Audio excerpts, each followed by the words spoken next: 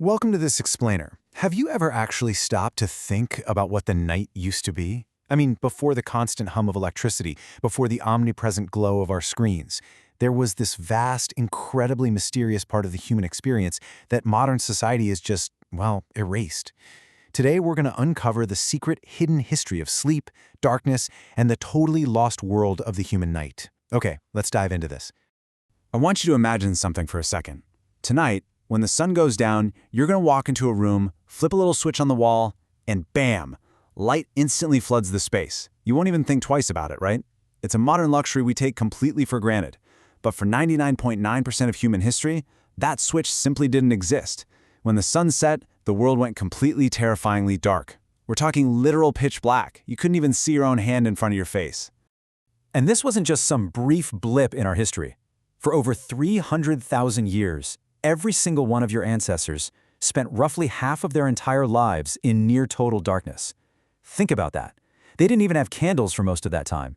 It was just the black sky, the stars, and maybe, just maybe, whatever fire they could manage to keep alive. Which sets up this massive, profound mystery. What in the world did they actually do for all those hours in the dark? Well, the answer is going to completely change how you view your own sleep tonight.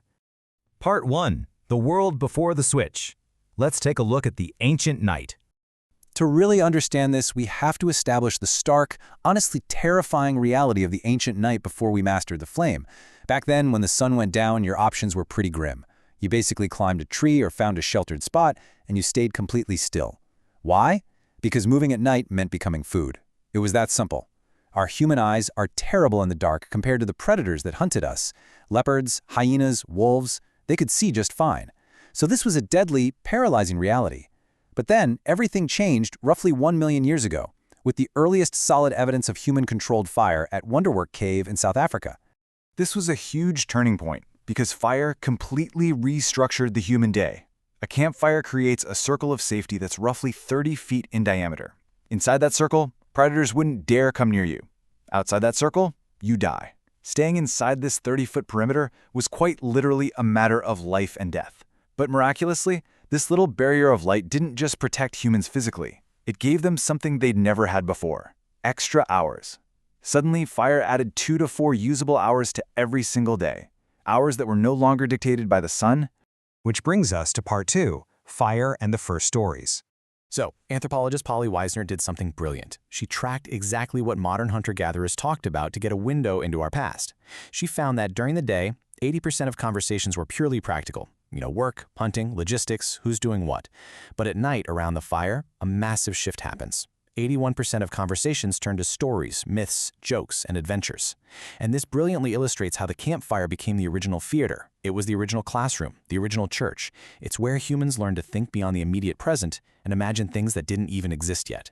Those extra firelit hours fundamentally changed our entire species. Part 3. The Mystery of Second Sleep.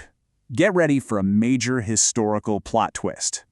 In 2001, historian Roger Eckertz spent 16 years digging through historical records, and he found something that absolutely shocked the scientific community. He kept seeing these terms, first sleep and second sleep, and they were documented in over 500 historical sources. We're talking prayer books from the 1400s, court records, diaries, medical texts, even passages in Homer's Odyssey. It turns out, before the Industrial Age, sleeping in one continuous 8-hour block was entirely unheard of. People naturally went to bed shortly after sunset, slept for about 4 hours, woke up for a few hours, and then went back to sleep again until dawn. So what exactly did people do during that awake time in the middle of the night? They called it the watch. And honestly, people were surprisingly busy. A 16th century physician actually recommended this specific window for conceiving children, presumably because you'd caught up on your initial rest and, well, had a bit more energy. People would visit neighbors in the pitch black. They'd analyze their dreams while they were still fresh in their minds. They used the absolute quiet to just study and reflect. This biphasic sleep schedule was so deeply normal, so everyday, that modern scholars completely missed it. They literally mistranslated ancient Greek and medieval Latin texts for centuries, simply because they couldn't fathom a world where people didn't sleep in one continuous block like we do today.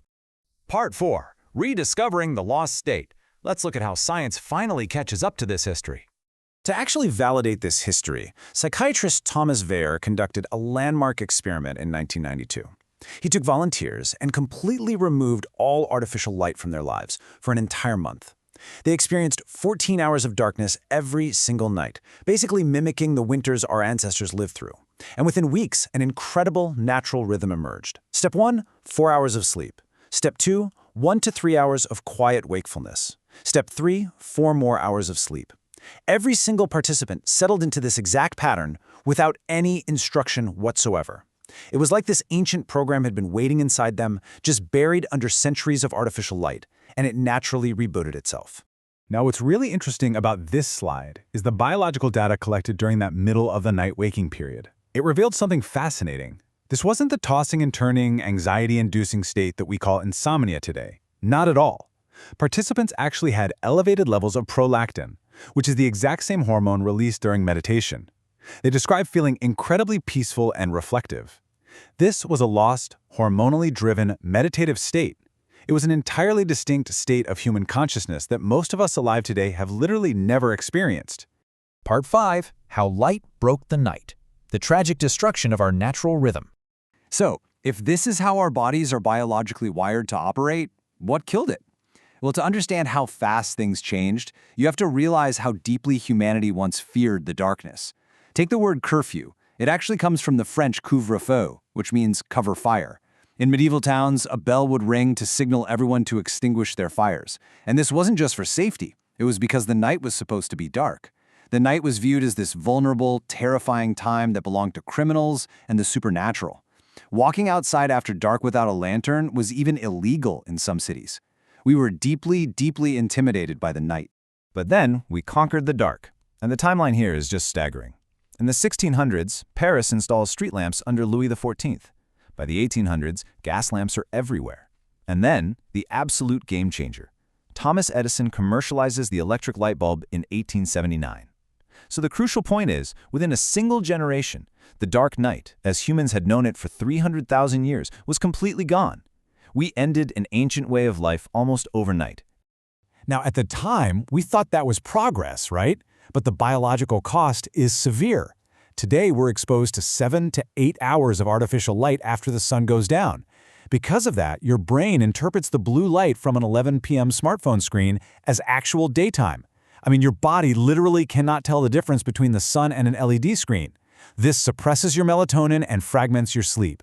Yet that ancient programming, it's still there. Researchers found that just 1 week of camping with absolutely no artificial light naturally resets a person's melatonin cycle by nearly 2 hours. It syncs them right back up with the sunset.